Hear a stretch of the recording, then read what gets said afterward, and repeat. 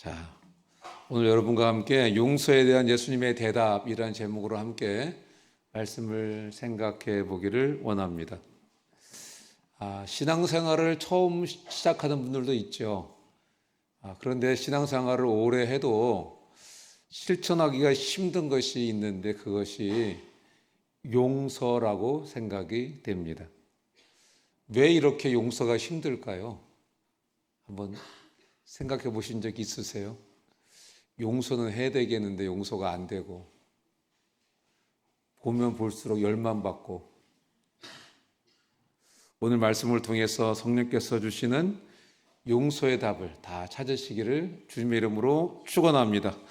오늘 본문은 베드로의 용서에 관한 질문으로부터 시작됩니다. 우리 21절 말씀을 한번 다 같이 읽겠습니다. 읽습니다. 시작. 그때 베드로가 나와 이르되 주여, 형제가 내게 죄를 범하면 몇 번이나 용서하여 주리이까? 7번까지 하오리이까? 지금 베드로는 자기의 제안이 매우 너그러운 제안이라고 생각하고 있습니다. 왜냐하면 당시 바리새인들은 다른 사람들을 용서할 때 2번까지 용서해 주면 된다, 이렇게 가르쳤고, 랍비들은 3번까지 용서하면 된다, 이렇게 가르쳤습니다. 그러니까 베드로가 생각할 때 자기는 지금 몇 번이라 그랬습니까? 7번까지 용서해 주면 되겠습니까? 이렇게 예수님께 말씀을 드렸기 때문에 자기의 이런 제안이 상당한 너그러운 제안이라고 생각했을 것입니다.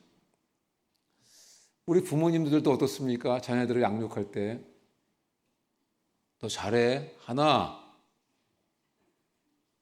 둘, 셋 그러고 이제 혼내주시죠. 우리 수준은 랍비 수준 정도는 되는 것 같습니다. 그런데 지금 베드로가 7번까지 용서해주면 되겠습니까? 하는 이 제안은 당시의 종교 지도자들이 가르쳤던 그 가르침보다도 2배, 3배의 수준이 높은 그러한 제안인 것입니다. 아마 베드로가 예수님의 칭찬을 기대하면서 아마 그렇게 이야기했는지도 모르겠습니다. 그래서 예수님께서 아이고 베드로야 잘했다, 아이고 기특하다, 이렇게 말해 주신 것이 아니라 7번을 70번까지라도 용서해라, 다시 말하면 490번을 용서해라, 이렇게 말씀하신 것입니다. 이것은 490번만 용서하라는 말씀이 아닙니다. 이 말씀은 무한정으로 용서해라, 이 말씀인 것입니다.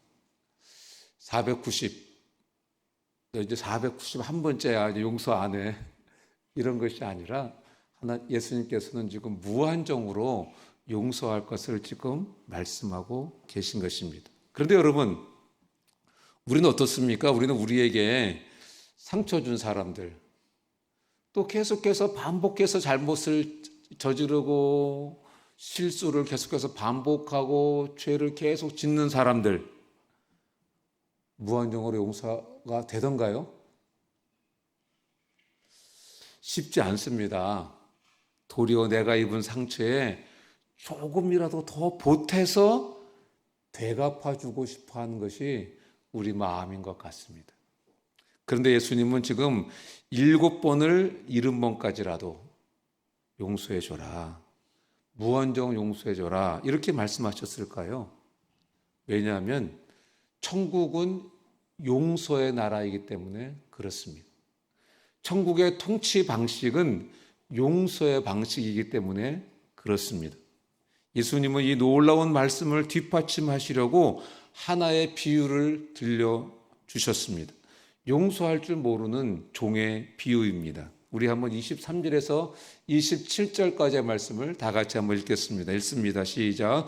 그러므로 천국은 그 종들과 결산하려 하던 어떤 임금과 같으니 결산할 때 10,000달란트 빚진 자 하나를 데려오매 갚을 것이 없는지라 주인이 명하여 그 몸과 아내와 자식들과 모든 소유를 다 팔아 갚게 하라 하니 그 종이 엎드려 절하며 이르되 내게 참으소서 다 갚으리이다 하거늘 그 종의 주인이 불쌍히 여겨 놓아 보내며 그 빚을 탕감하여 주었더니. 어떤 사람이 임금님한테 1만 달란트 빚을 졌습니다. 여러분, 그도 이 1만 달란트가 얼마나 큰 돈이냐면 이 1만이라는 이 헬라어는 숫자 중에서 가장 큰 숫자입니다. 그리고 달란트라는 이 말은 헬라어 중에서 가장 큰 화폐 단위가 달란트입니다. 그러니까 1만 달란트라고 하는 것은 어마어마한 그런 천문학적인 돈인 것입니다. 그런 천문학적인 돈을 지금 빚진 것입니다.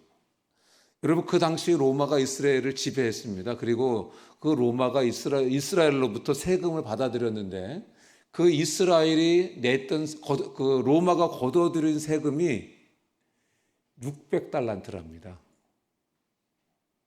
한 나라에서 걷어들인 세금이 600달란트, 6000달란트가 아니고 600달란트랍니다. 그러니까 여러분 1만 달란트가 얼마나 큰 돈입니까? 어마어마한, 도저히 갚을 수 없는 돈이 1만 달란트인 것입니다. 1만 달란트를 오늘날의 돈으로 환산하면 약 4조 5천억 정도가 된다고 합니다. 그런데 임금이 종에게 이제 이야기를 합니다. 이제 그 빚 갚을 때 안 됐냐? 그 빚을 갚아라. 네 몸도 팔고 네 아내도 팔고 네 자녀도 팔고 네가 가진 모든 소유를 다 팔아서라도 이제는 갚아라. 이렇게 요구를 했습니다. 어떤 의미에서는 돈을 빌려준 임금님의 정당한 권리이기도 합니다. 그런데 1만 달란트 빚진 종은 임금님 앞에 엎드려서 손이 발이 되도록 싹싹싹싹 빕니다. 제게 참아주십시오. 참아주시면 제가 갚겠습니다. 이 빚을 갚을 수 없다는 것을 임금님도 알고 빚을 진 종도 알고 있습니다. 그래서 임금님이 어떻게 했습니까? 그 빚을 탕감해 주었습니다. 탕감해 준 이유가 무엇입니까? 오늘 본문에 몇 절에 나옵니까? 27절에 보니까 왜 탕감해 줬습니까? 이유는 다른 거 없습니다. 불쌍히 여겨서 탕감해 주었다.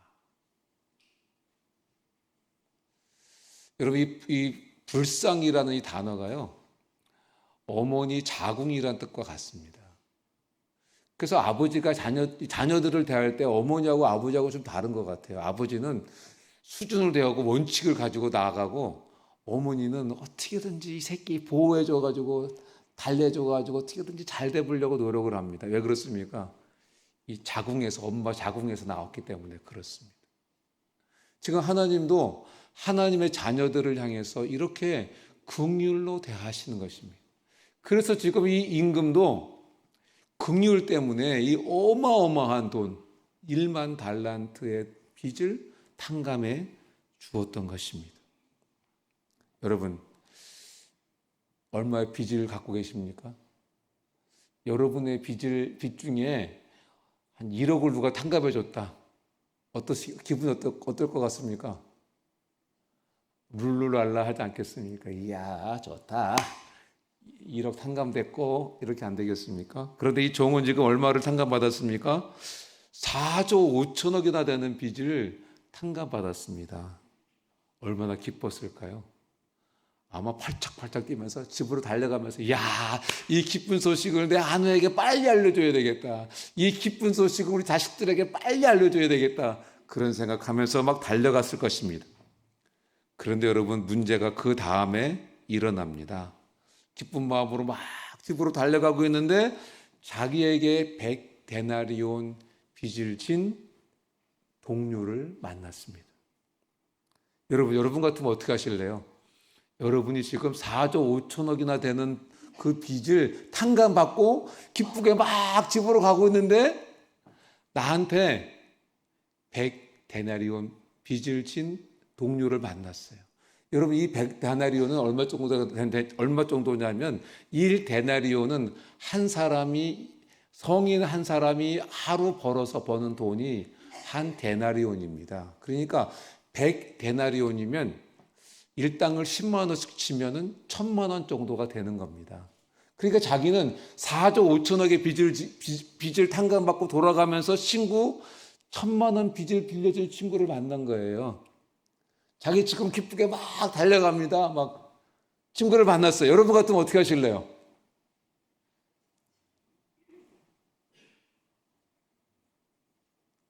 어떻게 하실래요? 아, 기분이다. 1,000만 원 내가 탕감해 줄게. 그렇게 할 만하지 않겠습니까? 표정이 없으세요?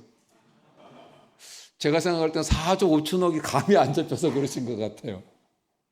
지금 1,000만 원만 크게 들리시는 거 아니에요? 지금 4조 5천억이란 그 빚을 탕감받고 돌아가서 얼마나 기쁘겠습니까? 그러면 자기한테 빚을 진 1,000만 원 빚진 친구를 야, 기분이야 오늘 심하이다. 끝이다 이제. 이렇게 할 만하지 않습니까? 그런데 이 친구가 어떻게 했습니까? 28절에서 30절을 다 같이 한번 읽어보겠습니다. 읽습니다. 시작. 빚진 동료 한 사람을 만나서 붙들어 목을 잡고 이르되 빚을 갚으라 하매 그 동료가 엎드려 간구하여 이르되 나에게 참아주소서 갚으리이다 하되 허락하지 아니하고 이에 가서 그 빚을 갚도록 옥에 가두거늘. 자기에게 그 100데나리온 빚을 진 동료를 만나서 어떻게 했습니까? 목을 잡고, 원어에는 보면 어떻게 됐냐면요, 목을 비틀었다. 언제 목을 비틉니까? 제가 어릴 때 보니까 우리 어머니가 닭 잡을 때 목을 비트시더라고요. 여러분, 여기서 우리가 한 가지 생각해 볼 게 있어요. 우리가 다른 사람을 용서하고 살지 않으면 우리가 잔인해진다는 것입니다. 다른 사람을 용서하고 살지 않으면 나도 모르게 내가 잔인해진다는 것입니다.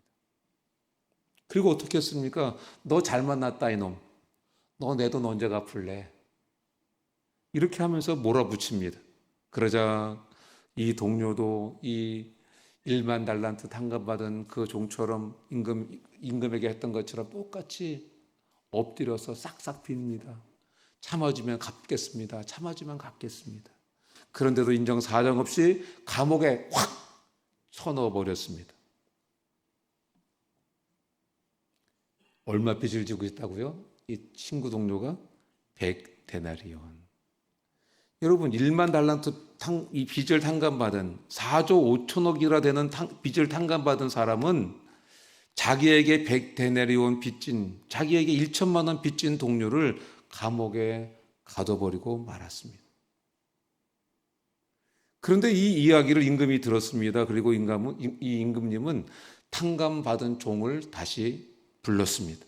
32절, 33절 다 같이 한번 읽겠습니다. 읽습니다. 시작. 이에 주인이 그를 불러다가 말하되 악한 종아, 내가 빌기에 내가 내 빚을 다 탕감하여 주었거늘 내가 너를 불쌍히 여김과 같이 너도 내 동료를 불쌍히 여김이 마땅하지 아니하냐 하고 왕이 말합니다. 나는 너를 은혜로 대했다. 그런데 너는 어떻게 내 동료에게 그렇게 모질게 대할 수 있냐? 이렇게 왕이 질문을 합니다. 그러면서 34절에 이렇게 왕이 이렇게 이야기합니다. 그 주인이 노하여 그 빚을 다 갚도록 그를 옥졸에게 넘기니라. 빚을 다 갚도록 감옥에 넣었다는 것입니다. 그 악하고 은혜를 모르는 종에게 임금이 그가 했던 그대로 돌려줬다는 것입니다. 너도 감옥에 갇혀라.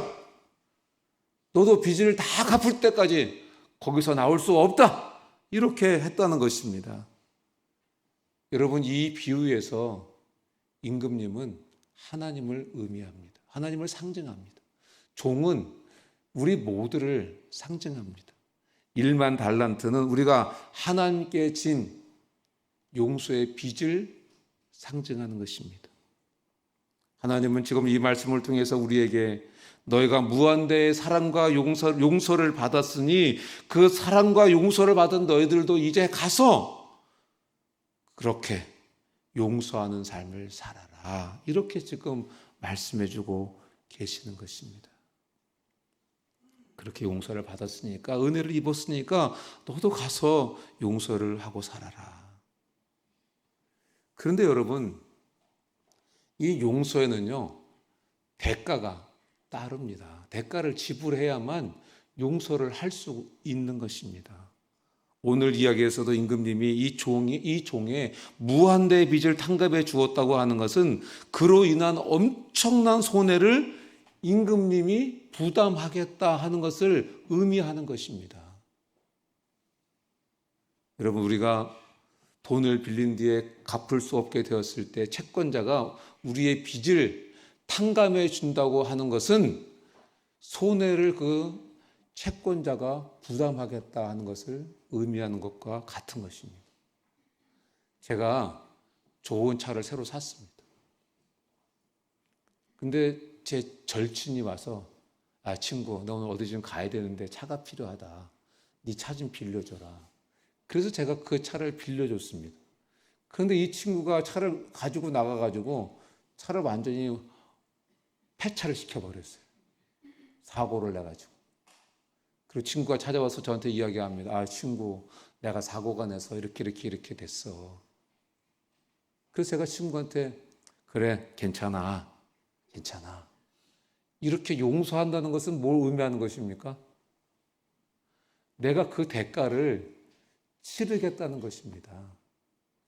예를 들면 내가 이제 새 차를 사든지 아니면 돈이 없으면 차 없이 걸어 다니든지 그거를 내가 하겠다는 것과 똑같은 것입니다. 괜찮아. 내가 용서했다는 것은 그것과 똑같은 것입니다. 여러분, 이것이 오늘 본문에서 이야기하고 있는 용서의 개념인 것입니다. 그렇다면 용서는 그렇게 쉬운 것은 아닌 것 같습니다. 그런데 여러분, 인류 역사상 채권자가 채무자의 빚을 가장 크게 변제한 전무후무한 사건이 있는데 그 일이 2000년 전에 십자가 위에서 일어났습니다.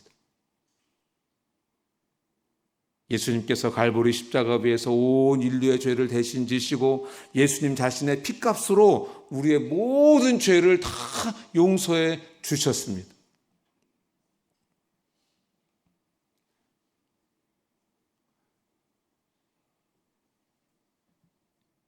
에베소서 1장 7절은 바울이 이렇게 증언했습니다. 다 같이 한번 읽어볼까요? 읽습니다. 시작. 우리는 그리스도 안에서 그의 은혜의 풍성함을 따라 그의 피로 말미암아 속량 곧 죄사함을 받았습니다. 아멘. 그렇습니다. 우리 예수님께서 십자가 위에 설리신 그 물과 피로써 죄 용서를 받았고 하나님의 자녀가 되었습니다. 우리는 이런 놀라운 은혜를 입고 죄 용서 받고 하나님 자녀가 되었습니다. 우리 최용호 형제님이 아들만 셋입니다. 한결이, 한성이, 한민이.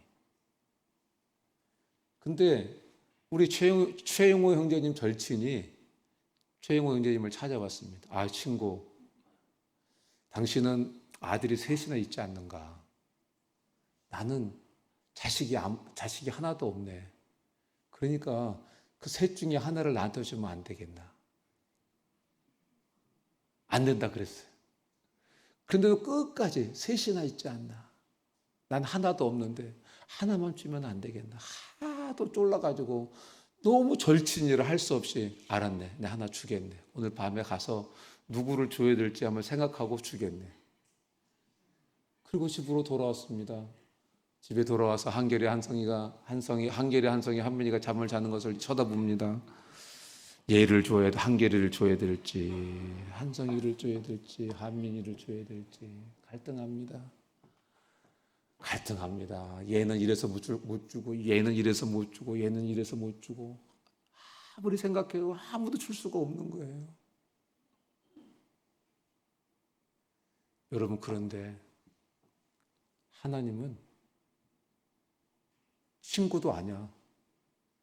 원수된 저와 여러분들을 위해서, 하나님 배반하고 살고 있는 저와 여러분들을 위해서, 늘 그렇게 살겠다고 살지 못하는 연약하고 경건치 않은 사람들을 위해서 하나밖에 없는 유일한 독생자 아들 예수 그리스도를 내어주셨습니다. 그 은혜로 저와 여러분들이 구원받고 죄 용서받고 구원받고 하나님의 자녀가 된 것입니다. 우리 다시 한번 에베소서 1장 7절 말씀을 한번 다 같이 한번 읽어봤으면 좋겠습니다. 읽습니다. 시작. 우리는 그리스도 안에서 그의 은혜의 풍성함을 따라 그의 피로 말미암아 속량 그 죄사함을 받았느니라. 여러분, 우리는 이런 놀라운 은혜를 입었습니다. 1만 달란트 빚진 종처럼 우리는 우리가 가진 그 어떤 것으로도 죄로 인한 부채를 갚을 수가 없었습니다. 죄와 사망으로부터 자유로울 수가 없었습니다. 우리는 불가능했습니다. 그런데 하나님 아버지께서 그런 우리를 보시고 긍휼히 여기사 자신의 아들 하나밖에 없는 예수 그리스도의 생명으로 우리의 모든 죄의 빚을 갚아주신 것입니다. 그래서 우리는 하나님의 자녀가 되었고 이 놀라운 은혜의 자리에 앉아있게 된 것입니다.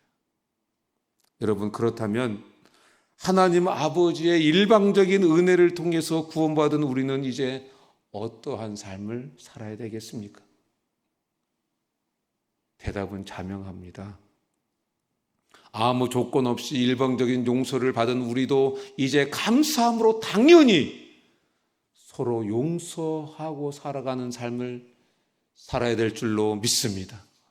에베소서 4장 32절 말씀을 다 같이 읽습니다. 시작. 서로 친절하게 하며 불쌍히 여기며 서로 용서하기를 하나님이 그리스도 안에서 너희를 용서하심과 같이 하라. 서로 불쌍히 여기며 하나님이 그리스도 안에서 너희를 용서하심과 같이 너희도 용서해라. 골로새서 3장 13절도 읽겠습니다. 읽습니다. 시작. 누가 누구에게 불만이 있거든 서로 용납하여 피차 용서하되 주께서 너희를 용서하신 것과 같이 너희도 그리하고 주께서 너희를 용서하신 것과 같이 너희도 그리하고. 여러분, 하나님이 우리에게 주시는 이 말씀을 통해서 우리에게 분명히 요구하고 계신 것이 있습니다. 무엇입니까? 하나님 아버지의 한량없는 자비와 용서를 먼저 받은 우리도 이제는 우리 옆에 있는 형제들을, 이웃을 용서하고 살아야 한다고 말씀해주고 계시는 것입니다. 여러분, 이 용서는 하나님께서 십자가를 통해서 죄인된 우리에게 주신 최고의 선물인 것입니다. 용서는 선물인 것입니다. 용서는 아무나 할 수 있는 게 아닙니다. 용서는 구원의 은혜를 받고 죄 용서를 받은 이 은혜를 받은 사람만 할 수 있는 것이 용서인 것입니다. 용서는 최고의 선물입니다. 그렇다면 이 최고의 선물을 거저받은 우리는 이 선물을 우리의 이웃들과 나누어야 할 줄로 믿습니다. 여러분, 1만 달란트 빚을 탕감받았다고 하는 것은 누가 나한테 1만 달란트를 준 것과 똑같은 것입니다. 다시 말하면 내 통장에 4조 5천억 원이 입금된 것과 똑같은 것입니다. 은행에 4조 5천억 원이 입금된 사람은 내게 1,000만 원 빚을 진 사람을 용서할 수 있는 힘이 있습니다. 왜? 통장에 4조 5천억이나 있기 때문에. 그러니까 여러분, 1천만 원 탕감해 줄 수 있는 힘은 1만 달란트 빚을 탕감해 주신 임금님이 주신 것입니다. 여러분, 용서도 아무나 할 수 있는 게 아닙니다. 용서는 십자가의 보혈의 은혜로 거듭난 하나님의 자녀만 할 수 있는 것입니다. 내 심령의 통장에, 내 영혼의 통장에 4조 5천억 원이라는 이 놀라운 금액이 입금되어 있기 때문에 나도 다른 사람을 용서할 수 있는 것입니다.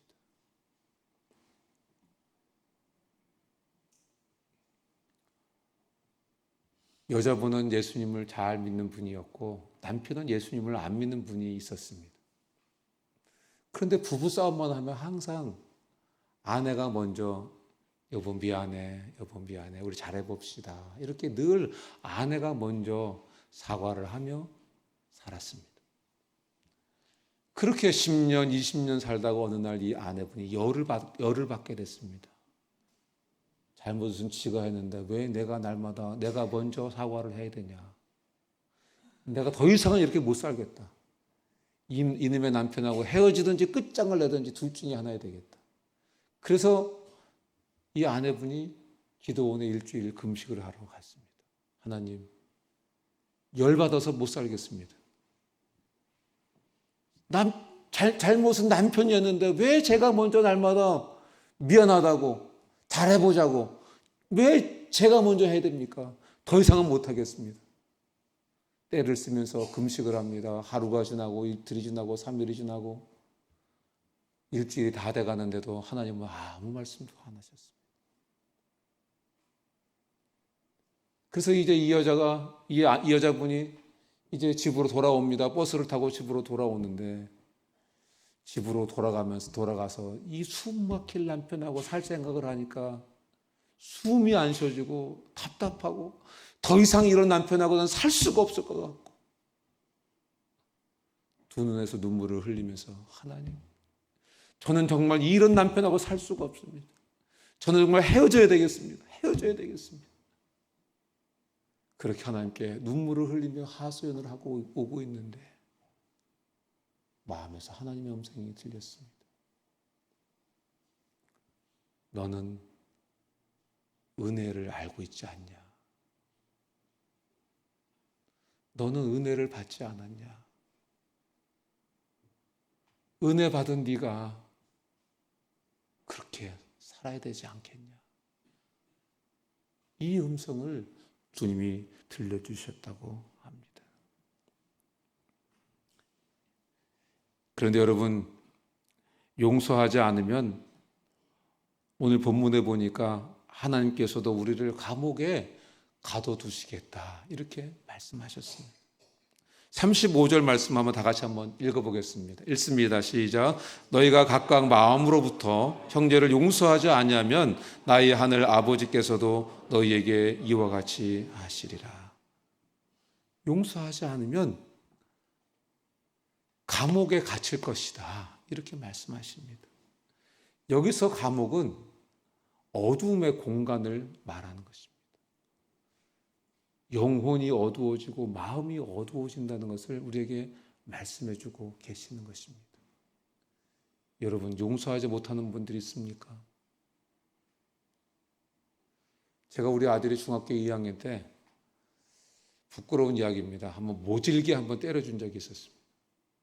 이 버릇을 한번 고쳐줘야 되겠다 싶어서 정말 모질게 때려줬습니다. 요즘 같았으면 매스컴에 났을 것 같습니다.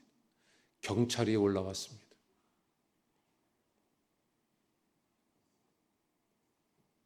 제가 이후에 아들에게 너무한 것 같아서 아들에게 용서를 구했습니다.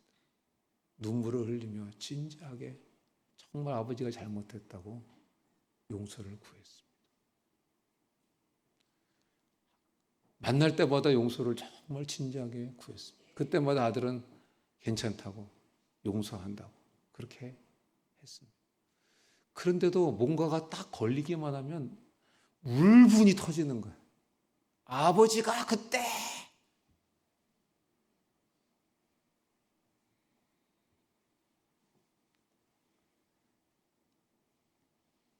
근데 어느 날 우리 아들이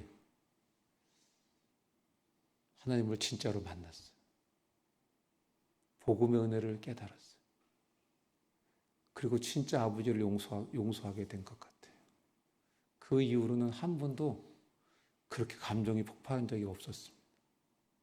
그리고 지금 얼마나 효자인지 부찬할 정도로 효자로 살고 있습니다.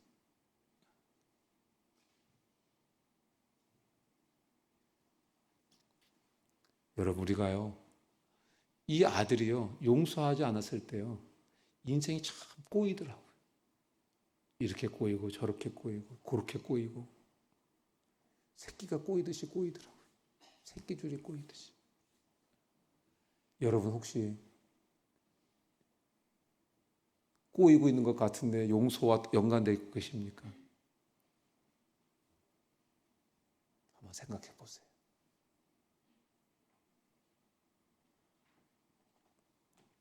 여러분, 우리가 예수님 믿고 나면 우리 영혼에 성령이 충만하게 임재하십니다.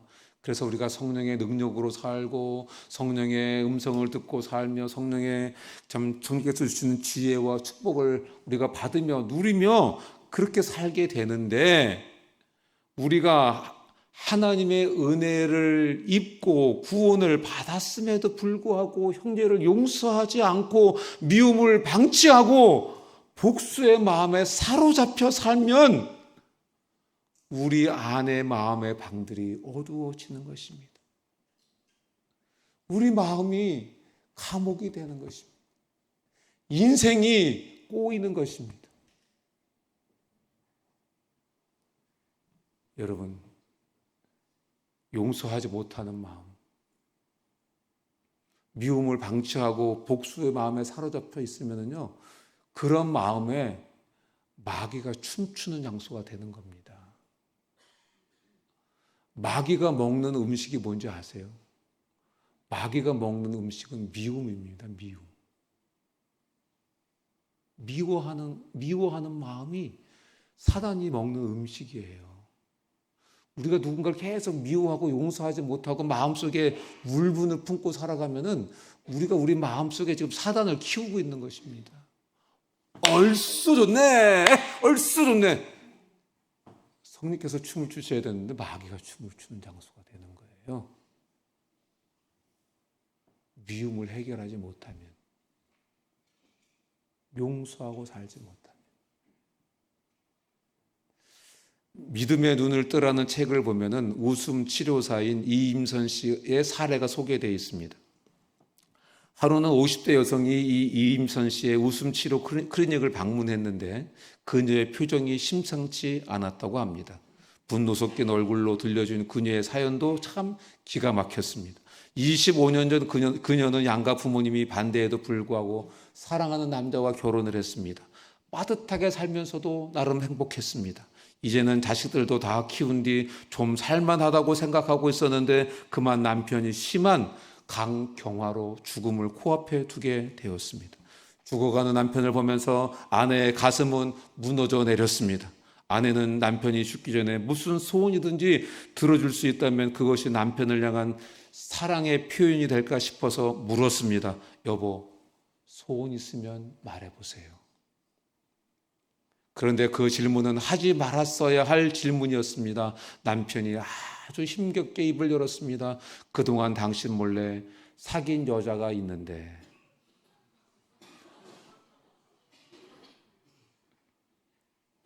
웃어야 될지 말아야 될지 모르겠지만 일단 여러분도 웃으시니까 같이 한번 웃어보죠. 정말 미안하지만 죽기 전에 한 번만 보고 죽었으면 좋겠다.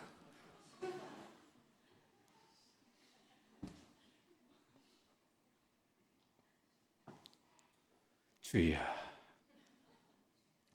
그런데 이런 어처구니 없는 말을 듣고서 부인이 그 자리에서 실신을 했습니다. 그리고 의식이 들어왔을 때 남편은 이미 세상을 떠난 뒤였습니다.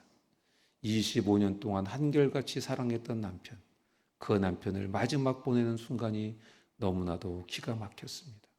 그 이후 차츰 그녀의 눈은 도끼 어린 눈빛으로 변했고 배신감과 증오심을 주체할 수가 없게 되었습니다.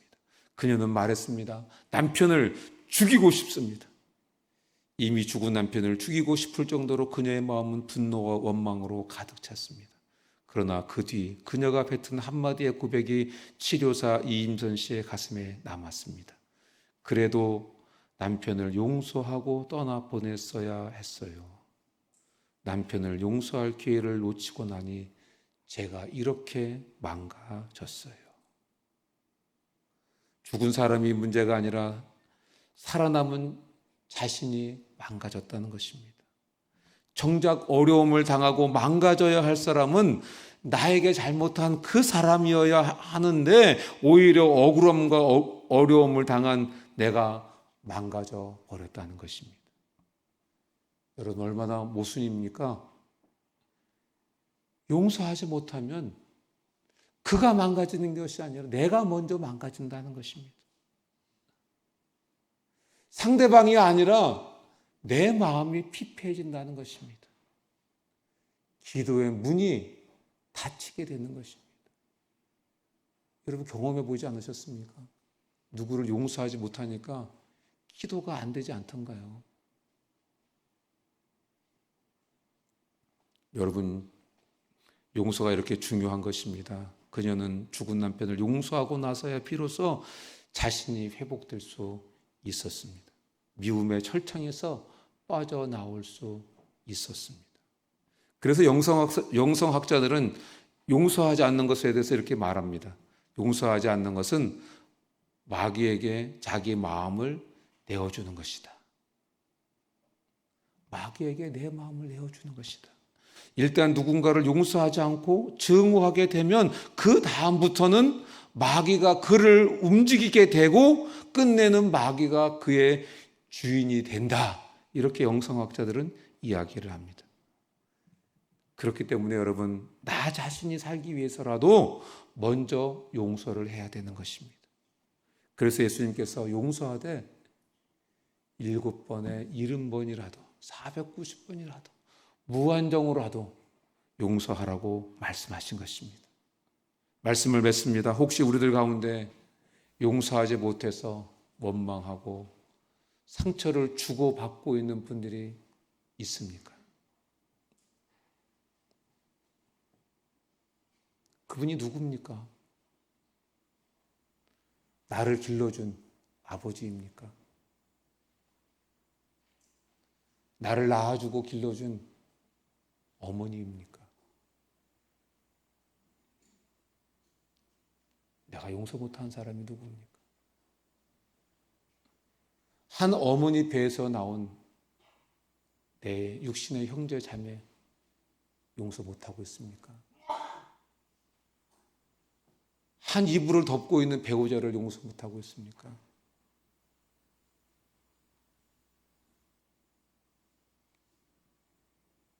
공동체 안에 있는 형제 자매를 용서하지 못하고 있습니까?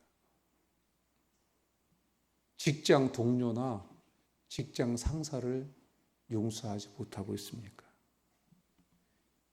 이제 성령님의 도우심을 힘입어 내가 먼저 용서합시다. 하나님의 은혜를 힘입어 내가 먼저 겸손하게 용기를 내서 손을 내밉시다. 그럴 때 우리의 심령이 회복될 것입니다. 우리의 삶이 회복될 것입니다.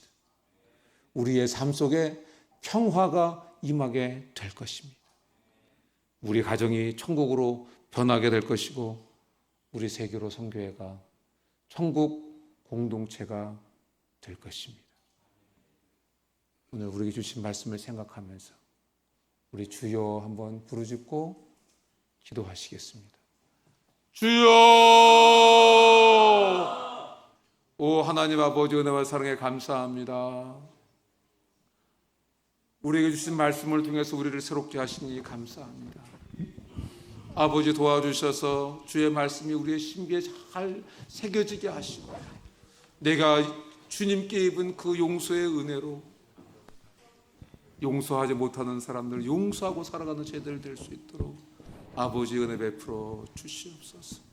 주님 우리를 도와주시고 미움으로부터 해방될 수 있도록 다른 사람들을 용서하지 못하는 것으로부터 해방될 수 있도록 내 부모님을 용서할 수 있도록 내 배우자를 용서할 수 있도록 내 직장 동료를 용서할 수 있도록 아버지 내 육신의 형제매들을 용서하고 살아갈 수 있도록 아버지 은혜 베풀어 주시옵소서. 주신 은혜로 이 일을 감당할 수 있도록 은혜 베풀어 주시옵소서. 예수님의 이름으로 기도합니다. 아멘. 우리 다 같이 일어나셔서 함께 찬양하시겠습니다.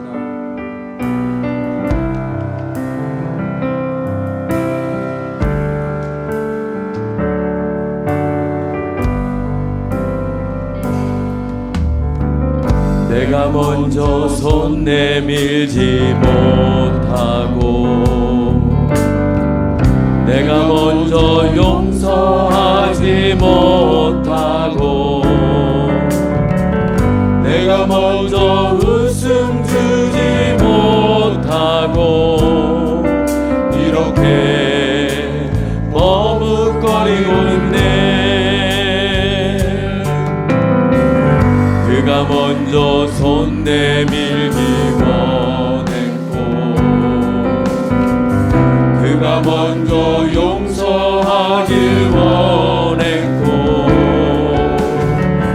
그가 먼저 웃음 주길 원했네.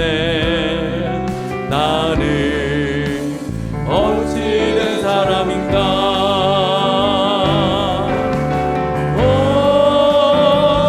간교한 나의 입술이여, 더러운 나의 마음이여, 왜 나의 입에 사랑을 말하면서 왜 나의 맘에 화해를 말하면서 왜 내가 먼저 젖을 수 없는가. 왜 내가 먼저 손해볼 수 없는가. 오늘 나는 오늘 나는 주님 앞에서 몸둘 바 모르고 이렇게 흐느끼고 서 있네. 어찌할 수 없는 이 맘을 주님께 맡긴 채로 내가 먼저 섬겨주지 못하고 내가 먼저 이해하지 못하고 내가 먼저 높여주지 못하고 이렇게 고집 부리고 있네. 그가 먼저 섬겨주길 원했고 그가 먼저 이해하길 원했고 그가 먼저 높여주길 원했네. 나는 어찌된 사람인가.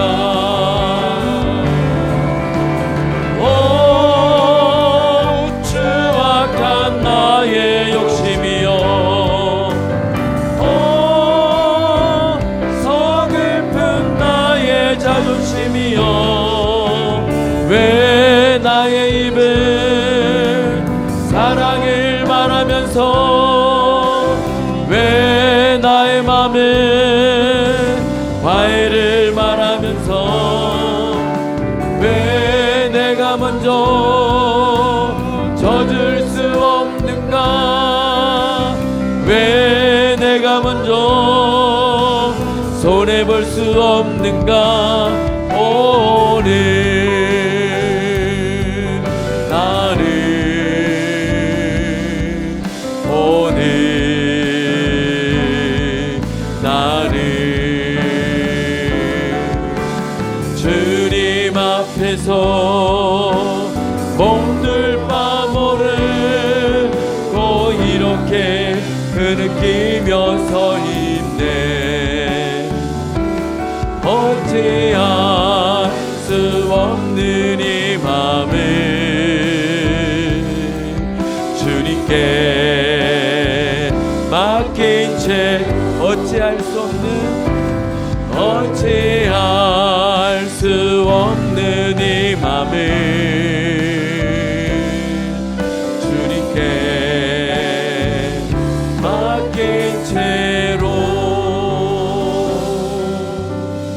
은혜와 사랑에 풍성하신 살아계신 하나님 아버지 감사합니다. 우리를 구원해 주셔서 구원의 은혜를 베풀어 주셔서 하나님을 아바 아버지라 부르며 영생을 누리며 주님 주신 복을 누리며 살아갈 수 있도록 은혜 주신 것을 감사합니다. 아버지, 오늘 주신 말씀 우리 잘 깨닫게 하시고 주의 말씀대로 용서하고 살아가는, 용서의 기쁨 속에 살아가는 삶이 형통하는 은혜가 있도록 아버지 은혜 베풀어 주시옵소서.